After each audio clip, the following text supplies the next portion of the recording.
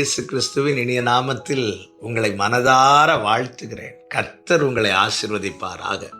தானியேலின் புஸ்தகம் 10வது அதிகாரம் 18வது வசனம். அப்பொழுது மனுஷ ரூபமான ஒருவன் திரும்ப என்னை தொட்டு என்னை திடப்படுத்தி.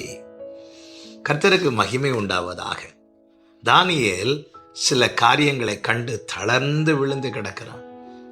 அப்பொழுது மனுஷ ரூபமான ஒருவர் என்ன செய்கிறார் என்றால், அவனை தொட்டு அவனை திடப்படுத்துகிறார். இந்த நாளில் என்னை கேட்கிற ஒவ்வொருவருக்கும் கர்த்தர் தருகிற வார்த்தை இதுதான்: நம்மை திடப்படுத்தும் கர்த்தருடைய கரம். எந்த தளர்ந்த மனிதனையும் கர்த்தருடைய கரம் திடப்படுத்தி நிறுத்த வல்லமை உள்ளது. குஷ்டரோகி ஒருவன் இயேசுவினிடத்துல வந்து, உமக்கு சித்தமானால் என்னை சுத்தமாக்க உம்மால் ஆகும் என்று சொன்னபோது இயேசு என்ன செய்தார் தெரியுமா? மனதுருகி கரம் நீட்டி அவனை தொட்டார். அவனை தொட்ட மாத்திரத்தில் அவன் சுத்தமானான் என்று வேதம் சொல்லுகிறது. அவன் சுத்தமானான். சுத்தமாக்கப்பட்டவன் என்ன செய்வான் தெரியுமா? சபையிலே போய் ஆசாரியனுக்கு தன்னை காண்பித்து உறுதிப்படுத்தி சாட்சியாய் நிற்பான். கர்த்தருடைய கரம் ஒதுக்கப்பட்டிருந்த ஒருவனை திடப்படுத்தி தேசத்திலே தன் ஜனத்தின் நடுவில் சாட்சியாய் நிற்க வைக்க வல்லமை உள்ளது. தளர்ந்து விழுந்து கிடந்த தானியேலை தொட்டு தூக்கி நிறுத்தின கர்த்தருடைய கரம் இந்த நாளிலே தளர்ந்து இந்த வார்த்தையை கேட்டுக்கொண்டிருக்கிற உங்களையும் தொட்டு திடப்படுத்துவதாக. எவரையும் மேன்மைப்படுத்தவும் பலப்படுத்தவும் அவருடைய கரத்தினாலே ஆகும்.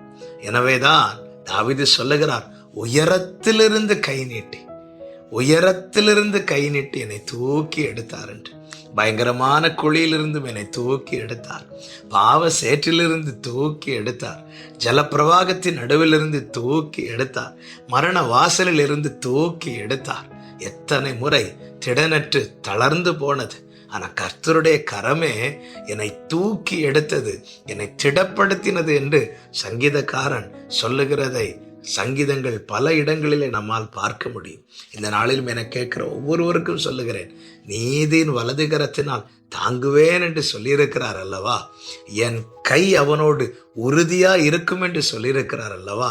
என் புயம் அவனை பலப்படுத்தும் என்று சொல்லியிருக்கிறார் அல்லவா? எனவே திடப்பட பலப்பட கர்த்தருடைய கையிலே அடங்கி இருங்கள். கர்த்தருடைய கையிலே அடங்கி இருங்கள்.